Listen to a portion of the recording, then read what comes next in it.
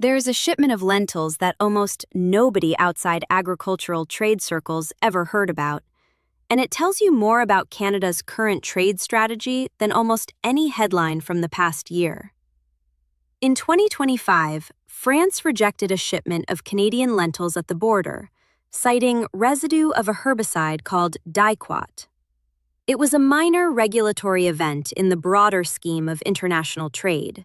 No diplomatic crisis followed, no press conference was held in Ottawa. It was simply one shipment, turned back, because it failed to meet the European Union's threshold for an agricultural chemical that Canadian regulations treated differently. That single rejected shipment is the most important piece of evidence in a story most coverage has not connected to anything larger. Because in June of 2026, roughly a year after that lentil shipment was turned away, the Canadian government passed legislation that loosens the exact category of pesticide oversight responsible for incidents like it. Not tightens, loosens. And it did so not through a standalone bill that Parliament debated specifically on its merits, but buried inside a much larger piece of legislation, Bill C-30, the Budget Implementation Act that also contained tax credits, employment insurance extensions, and a range of measures that generated no controversy whatsoever. Most coverage of Bill C-30 focused on the parts of it that were easy to explain and politically comfortable. Extended benefits for seasonal workers, capital gains exemptions for employee ownership transitions, support for first-time homebuyers. The pesticide provisions received almost no attention by comparison, despite representing what agricultural policy experts are calling the most significant regulatory transformation in this sector in a generation. Over the next few minutes, I'm going to show you exactly what changed, why it directly contradicts the government's own stated trade strategy, and why a sitting senator from the governing party's own caucus has publicly said so. Here is what actually happened inside the legislation, because the changes are specific and they matter individually before you see how they work together. Bill C-30 amended the Pest Control Products Act in a way that requires Canada's health minister to consider, as part of the registration decision for any agricultural pesticide, national and regional economic security and food security criteria. That sounds, on its surface, like a reasonable addition. Food security and economic stability are legitimate policy concerns. But folding economic considerations directly into a scientific safety registration process changes the fundamental character of that process. A pesticide registration decision is supposed to answer one question: is this chemical safe for the uses being proposed based on the available scientific evidence about its health and environmental effects? Bill C-30 adds an additional question that did not previously sit inside that determination. Does approving or maintaining this pesticide serve a broader economic interest? Those are not the same question, and when they conflict, the legislation does not specify which one wins. The second change is companion legislation, Bill C-31, and it goes further. It eliminates the mandatory cyclical reevaluation that has required every registered pesticide in Canada to undergo a full safety and environmental reassessment every 15 years.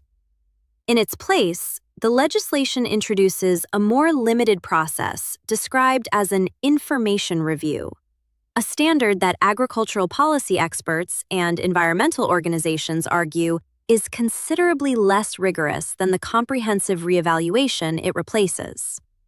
15 years is not an arbitrary number. It reflects the recognition that scientific understanding of chemical safety evolves, that new research on long-term health effects emerges over time, and that a pesticide considered safe under the science available in 2010 deserves a fresh look against the science available in 2025.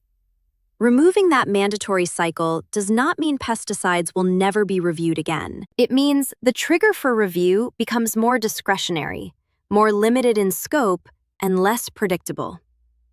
The third change is the one that drew the sharpest criticism from environmental organizations because it hands Cabinet a specific and powerful new tool: Under the new framework, Cabinet can issue emergency orders extending the permitted use of a pesticide that Health Canada's own scientific review has already found environmentally harmful and banned for up to 6 years.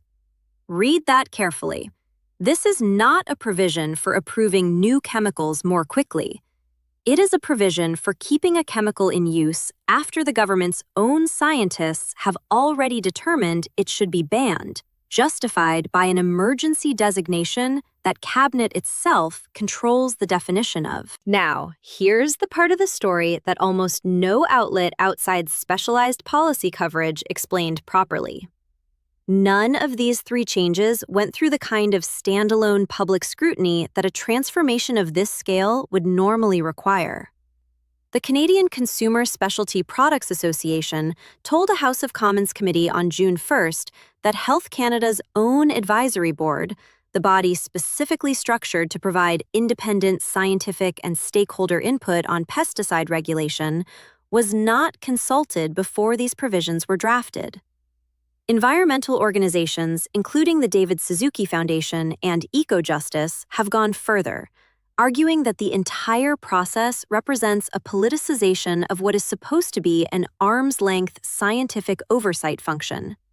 Their concern is not abstract. Both organizations have pointed to documented links between unregulated or under-monitored pesticide exposure and increased risk of certain cancers, neurological conditions, and hormonal disruption, the kinds of long-term health effects that periodic reevaluation cycles are specifically designed to catch as scientific understanding improves. The official framing the government has offered for all 3 changes centers on efficiency, reducing bureaucratic delay in pesticide registration, supporting farmers facing rising input costs and crop protection challenges, strengthening domestic food production capacity at a moment when food price inflation remains a significant political pressure point.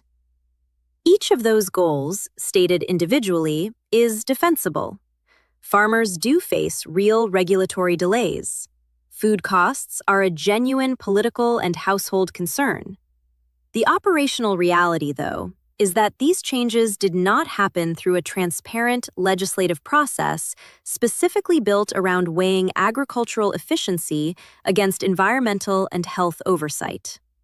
They happened inside a budget bill attached to provisions about employee ownership trusts and seasonal worker benefits, where the political incentive to scrutinize them carefully was diluted by everything else competing for attention in the same piece of legislation. And this is where the story connects to something considerably larger than domestic agricultural policy, because Prime Minister Carney's government has built one of the most explicit trade diversification strategies in recent Canadian history around a specific, quantified target: doubling Canada's exports to countries outside the United States within a decade, from roughly $300 billion to $600 billion by 2035. That target sits at the center of the government's entire post-tariff economic strategy. It is the stated answer to the vulnerability created by Canada's heavy dependence on American market access, the dependence that has been weaponized repeatedly over the past 2 years through tariff threats and CUSMA uncertainty. Europe is one of the markets this diversification strategy depends on most heavily. The Canada-European Union Comprehensive Economic and Trade Agreement, CETA, has already nearly doubled bilateral trade since its provisional implementation. Ireland, as a previous chapter in this story showed, has become a deliberate gateway for deepening that relationship further. But the European Union operates its food safety regulation on a fundamentally different legal principle than Canada does.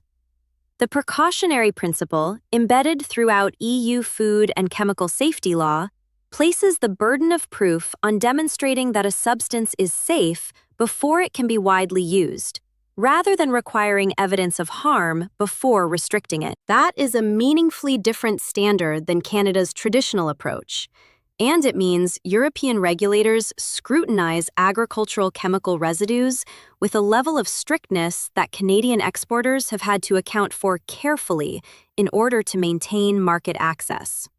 Senator Rosa Galvez, a member of the governing party's own caucus, made this exact connection publicly, pointing out that the new pesticide rules directly conflict with Carney's export diversification target. That is not an opposition talking point. That is a sitting government senator stating, on the record, that her own government's legislation undermines its own flagship trade strategy. When criticism of this specific kind comes from inside the governing coalition, rather than from the expected opposition benches, it signals that the contradiction is not a matter of partisan framing. It is a structural tension that people inside the government itself have recognized and felt compelled to name. The France lentil rejection from 2025 is the concrete demonstration of exactly what this tension produces in practice. That single shipment was not a hypothetical warning about future risk. It already happened.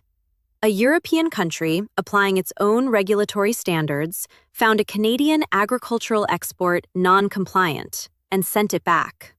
That is the lived reality of trying to sell into a market with stricter chemical residue tolerances than Canada's domestic standards require.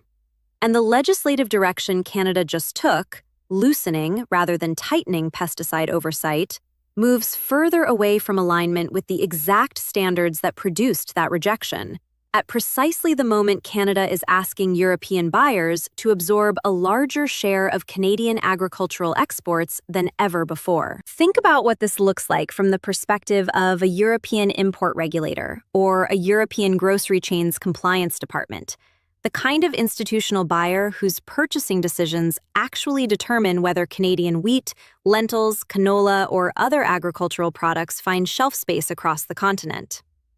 Canada is simultaneously asking to be treated as a more significant long-term trade partner, with deepening CETA integration and high-profile diplomatic visits emphasizing the relationship's strategic importance, while also relaxing the domestic chemical oversight regime that determines whether its agricultural exports will continue to clear European compliance standards in the first place. Those two signals do not reinforce each other. They work against each other. And European regulatory bodies do not need to make a political statement to enforce that contradiction. They simply need to apply their existing rules to whatever crosses the border. The same rules that turned away a shipment of lentils in 2025 before any of this legislation had even been drafted. The standard has changed here in a specific and measurable way.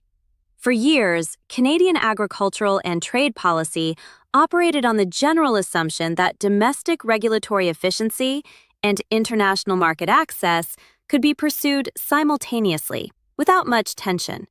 Because Canada's regulatory standards were broadly aligned with, or at least not dramatically more permissive than, the standards of its major trading partners.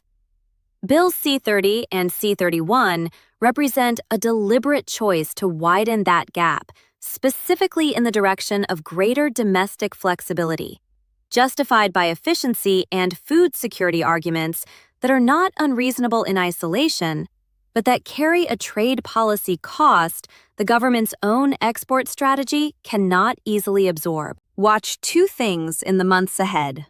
First, watch whether the European Union or individual member states flag any Canadian agricultural shipments under the new regulatory framework, because a second documented rejection, occurring after this legislation has taken effect rather than before it, would convert this from an analytical concern into a measurable trade consequence with a clear causal line back to a specific legislative choice. Second, watch whether the government's promised 2027 to 2028 expansion of Health Canada's economic analysis capacity, the additional funding attached to these changes, produces a registration process that genuinely maintains scientific rigor alongside its new economic considerations, or whether the economic criteria simply begin to dominate decisions in ways the legislation's text leaves entirely possible. A trade strategy is only as strong as the standards backing the products it depends on. Canada has set an ambitious, specific target for where its exports need to go over the next decade. The legislation it just passed moves the regulatory floor under that target in the opposite direction from where its most important new customers are standing. Whether that gap closes or widens will depend on choices the government has not yet made. But the lentils that came back from France in 2025 already told us what happens when it does not close in time. If this story is telling you something you have not heard elsewhere, share it. Drop your thoughts in the comments. I want to hear it. Like the video if you want more of this, and I will see you in the next.